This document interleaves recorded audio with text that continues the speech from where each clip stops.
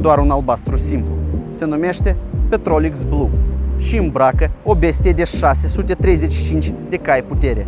Sunt Bogdan Anton, tester e-blog Auto Moldova și astăzi vă arăt de ce acest Range Rover Sport SV reîmprospătează tot ce știți despre segmentul luxury.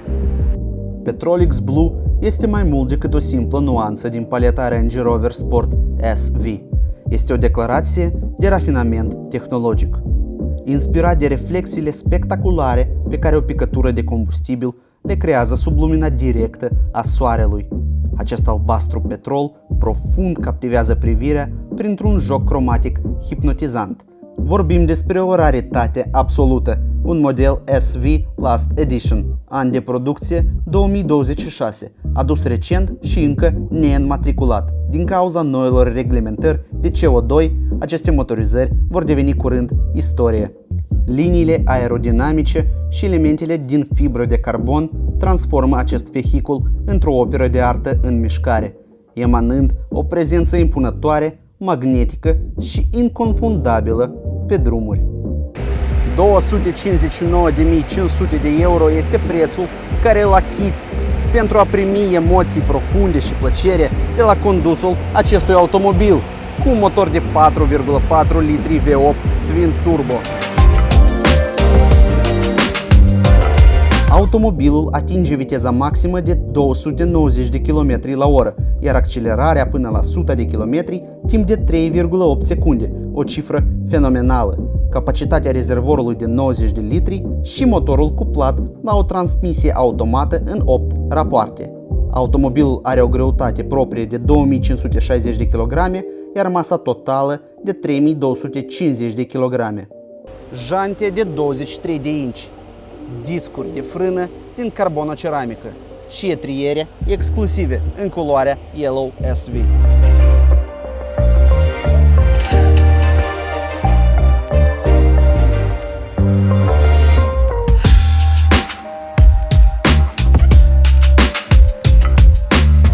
Sistem soft close pentru toate cele 4 uși. Nuanța Rosewood, lemn de trandafir, este un maro roșcat profund, cald și extrem de elegant. El îmbracă zonele principale de contact vizual și tactil, cum ar fi de exemplu secțiunile centrale ale scaunelor din piele Windsor Premium sau inserțiile de pe panourile ușilor. Nuanța Ebony Abanos este un negru pur, profund, care oferă un echilibru vizual. Culoarea Ebony este folosită pentru zonele speciale, care necesită un aspect practic și o delimitare clară. Scaunele Body and Soul Seats reprezintă o tehnologie revoluționară de sunet tactil 4D. Aceasta transformă muzica dintr-o experiență pur auditivă într-una pe care o simți fizic prin tot corpul. Sistem audio premium Meridian Signature, 1430 de W și 29 de difuzoare.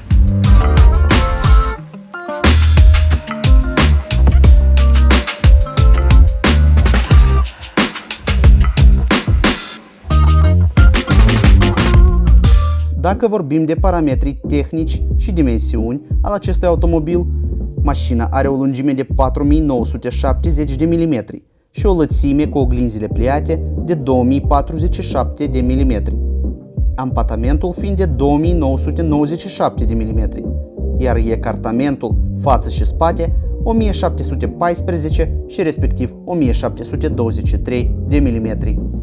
Un portbagaj destul de încăpător, 835 de litri, iar atunci când pliem scaunele din rândul 2, 1860 de litri.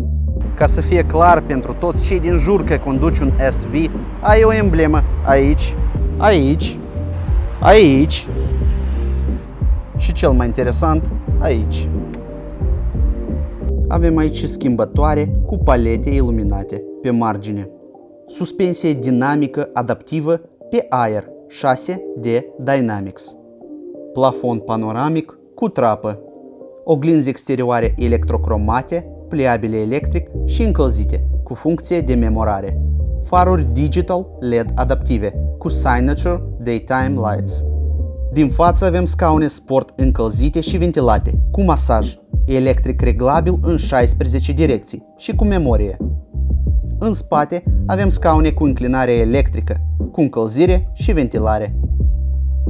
Volan din piele în stil SV, multifuncțional și plăcut la atingere. Avem aici și o oglindă interioară digitală cu sistema ClearSide. În consola centrală avem și o zonă frigorifică. Avem aici un sistem de climatizare pe 4 zone și un sistem de purificare a aerului din habitaclu. Aici, pe ecranul tactil central de 13,1 inch, avem o mulțime de funcții și conectare Android Auto, Apple CarPlay. Un încărcător wireless pentru telefon. Disponibil și un head-up display. Chiar acum vedeți logotipul Land Rover. Range Rover Sport oferă o mulțime de sisteme de siguranță, printre care sistem de camere 3D Surround, adaptiv cruise control cu steering assist, sistem de frânare urgentă, sistem de menținere a benzii, park assist și lista continuă. Iar pentru iernile frigorifice, aici este disponibil și Cold Climate Pack, încălzire la volan, la parbriz și chiar și la duzele ștergătoarelor. La procurarea acestui exemplar nou din 2026 se oferă garanție de 60 de luni sau 150.000 de kilometri parcurs. O operă de artă adevărată nu poate să coste puțin, dar atunci când vorbim de emoții, banii nu contează.